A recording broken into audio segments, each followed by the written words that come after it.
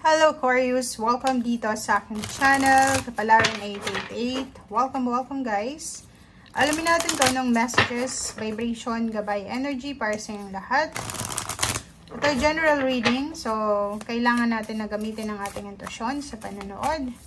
Aquarius, first week ng January to guys. Ang dami niya. January, first week, and then first week din ng 2024.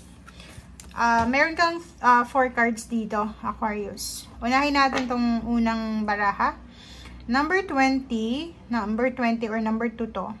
A blessing on a new venture. So, Aquarius, may posibleng target ka. Target na bagong trabaho, bagong direksyon, bagong lugar, bagong option. Yung iba sa inyo dito, if ever nasa ibang bansa kayo, may bago kayong target na bansa. Like, gusto mo ng mas malamig, mas mainit, parang ganun, mas mataas yung sweldo. Company, nasa Pilipinas ka, may bala kang lumipat ng company. Relationship, may bala kang magsimula ng bagong relationship. May purpose, parang ganun. So, yung iba sa inyo dito, may target kayo, may resolution kayo na, ay, gusto kong magkaroon ng bahay this 2024. Kailangan magsipag, kailangan kong mag-save, kailangan kong mag-ipon, parang ganun. So, ito siya. Una mong blessing is yung bagong mindset, ideas, or bagong direction. Pangalawa is 10-28, a blessing to heal relationship. So, any kinds ng relationship natin na kailangan na mag-heal, ay posibleng mag-heal sa 2024 starting this January.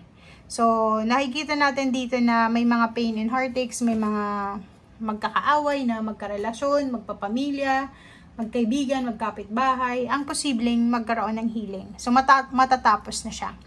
Ibig sabihin natin ng blessing to heal is yung mga issues nyo. Diba? Like for example, may mga magkakapatid na nag-aaway-away nang wala namang dahilan, ay posibleng maayos na to. Relationship, may mga misunderstanding ang bawat isa, posibleng maayos na to. Family, friends, or kung ano man to, katrabaho. And next is a blessing to lift sadness. O yun, 'di ba? So, kung napanood mo yung baraha mo na ano yun, Pasko, sinasabi doon na sobrang lungkot mo, mas gusto mong mapag-isa. Dito Aquarius, sa barahang ito naman, sinasabi na number 30 na siya eh. So, kung ano man ito na sadness, pain, heartache, sadness, kasi hindi naman natin alam kung ano yung pinagdadaanan ng bawat isa. So, may posibleng pagkakataon ka na mawala yung kalungkutan mo, or posibleng magkaroon ka ng mindset na kailangan ko palang magsaya, kailangan ko palang mag-enjoy, kailangan ko pala ng stability mindset, and kailangan ko pala ng peace of mind, parang ganun. So, and yung last card natin is number 37, 7, 8, 9, 10. Okay, so ganun din, 10, 10, 10. So, dalawa yung 10, 7, 8, 9, 10. So, dalawa yung 10 mo. So, may mga parang sinasabi ditong completion. Completion, makukompleto yung matatapos. Kompleto or achievements. Matatapos yung mga negative na issue sa buhay mo, yung mga sadness, pain, heartaches, and yung may rason kung bakit mawawala to sa linggong ito. Okay? And relationship din, or pwedeng sa trabaho to, yung mga dahilan ng pag-aaway, magkakaroon ng unity. Okay? So, kung may mga nagkakampihan sa family, sa friends, maayos mo to sa linggong ito. Okay? So, 10, 10, dalawang 10 siya. Parang assurance siya sa atin ng Panginoon, from God, from your angels, and from the universe na huwag kang matakot, huwag kang mag-alala, huwag kang malungkot. Nasa'yo sila, okay? Palagi silang naandyan sa paligid mo. And lahat ng gusto mo, lahat ng gusto mong ma-achieve sa buhay, huwag kang matakot. Kasi parang nakikita ko sa'yo dito, may isang, dalawa, isa or iba sa inyo dyan na Aquarius na masyado kayo nakafocus sa mga bagay na wala kayo. 'Di ba? Dito sa barahang to, na 10-10, sinasabi sa inyo dyan na may chance na mabago yung takbo ng buhay mo. It's either relationship man siya, or business, or work.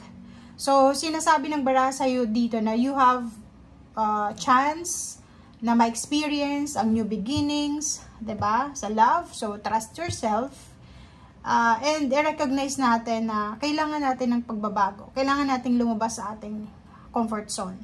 If for example, Aquarius, may mga issues ka na internal to eh, 'di ba? Sa loob lang eh. Marami kang mga internal worries, 'di ba? Sa loob-loob mo, marami kang mga takot sa isip mo. So, kailangan mong i-recognize na yung positive change, kailangan natin gumawa ng aksyon. Like ganito, 'di ba? May gusto kang gawin. May gusto kang apply na company, tapos bigla kang nauunahan ng takot, natatakot ka, self-talk ka, na negative self-talk ka, sasabihin mo, ay hindi ko yun kaya. Bulang ako sa experience. Hindi ako magaling mag-English, hindi ako magaling sa ganito, ganyan. Wala na, pag ganun yung iniisip mo. Kasi itong barahan mo ngayon, sinasabi ng barahan na, may chance ka na ma-experience lahat ng pagbabago. Love life man yan, career, or kung ano pa man. So, kailangan mo lang is trust yourself and i-recognize natin na kailangan natin kumilos. Lumabas tayo sa comfort zone natin para makuha natin yung positibong pagbabago na naghihintay sa atin sa labas. Okay? And yakapin natin yung pagbabagong ito. Okay? And sinasabi sa'yo ng barahan na kailangan mo mag-explore. Kung gusto mong lumawak yung horizon mo, relationship, connection, kailangan natin mag-explore sa bagong opportunities. Like sa trabaho, siguro masyado tayong nakafocus lang sa isang direction. So, kailangan natin i-maintain yung focus natin.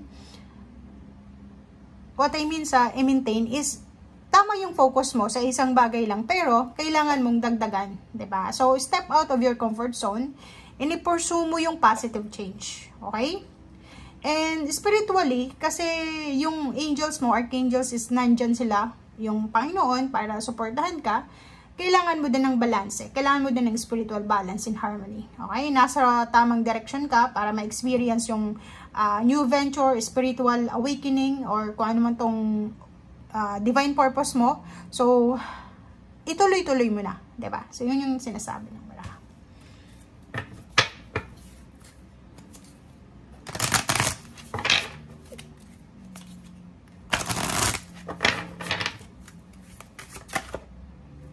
Okay, Aquarius 48, oh. Sabi ko sa'yo eh, nandito si Angel of Balance sa buhay mo. So, yun. Itong Angel of Balance na ito na 48, sinasabi ng barahan na, spiritually, you are guided, you are protected by the universe, by angels, archangels ng ating Panginoon, spiritual helpers.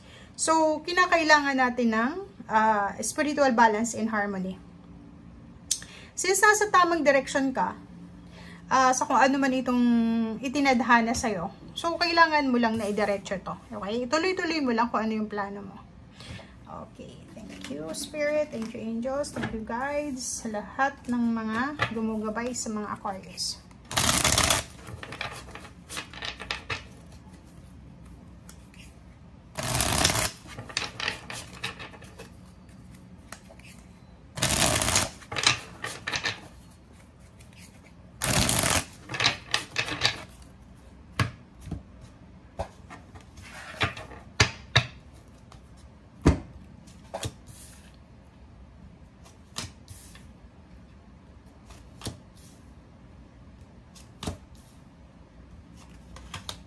Okay, guys. So, meron tayo ditong 5 cards.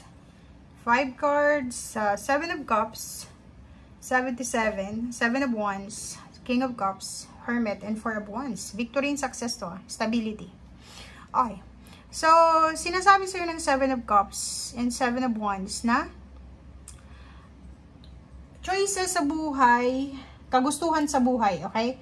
Yung mga kagustuhan mo sa buhay, huwag mong masyadong isipin na dahil sa kulang ka sa experience, kulang ka sa protection, like wala kang connection, ay hindi na yon para sa'yo. Okay? Sinasabi ng baraha sa'yo dito, ano man itong kagustuhan mo, it's either work or relationship, lahat ng desire mo ay mamamanifest yan ng mabilis kung ikaw ay gagawa ng decision sa buhay mo. Okay? So, kailangan natin ng decision. Yun yung sinasabi sa kanina na kailangan yung decision making. Okay? And itong 77, 'di ba? 7 of Cups, 7 of Wands, parang ano siya, symbol, signs, numbers, angel numbers from angels na synchronize yung nangyayari sa buhay mo, 'di ba? Ano man itong nangyayari sa ngayon, it's divine purpose. Parang divine synchronicity to, okay? Nakikita natin dito, since may King of Cups and Hermit and Four of Wands, itong 3 combination na to is parang sinasabi ng barahan na may manifestation na darating sa buhay mo. May prosperity, abundance, and yung soul's purpose mo, yung soul's calling mo ay naka-align sa kung ano tong nangyayari sa'yo sa ngayon. So, believe in yourself. Maniwala ka sa sarili mo. Believe in yourself. And alisin natin yung pagdududa natin. Lalo sa sarili natin, diba? Self-doubt, alisin mo yon. Ang kailangan mo sa ngayon, simulan mo ngayon, is hard work and effort. Kasi magpe-pay off naman yon after na gawin mo siya. Okay? So, King of Cups, be at peace. Be at peace kung ano man tong gagawin mo, ha. Hindi yung may action kang gagawin pero magdududa ka. 'Di ba? Parang napipilitan ka lang. And Hermit card, ganun din. Hanapin natin yung liwanag.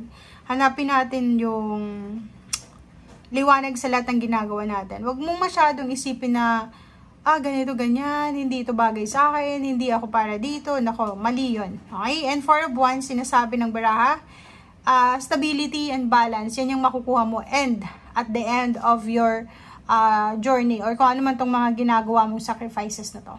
Okay? And sa health and prosperity and abundance, or even sa love life, sinasabi ng baraha sa atin na kailangan natin gawin kung ano yung nararapat based sa kung ano yung gusto natin sa buhay. And yung financial mo dito, sinasabi na kailangan natin ng decision making, lalo na sa career. Depende sa gut feeling mo yon, sa instinct mo kung ano yung gusto mo. And i-discover mo yung mundo. Yun nga yung sinasabi ng baraha. Aquarius, lumabas ka sa comfort zone mo. Sayang yung pagkakataon, sayang yung energy, sayang yung momentum, sayang yung right timing. Okay? Thank you guys. Bye!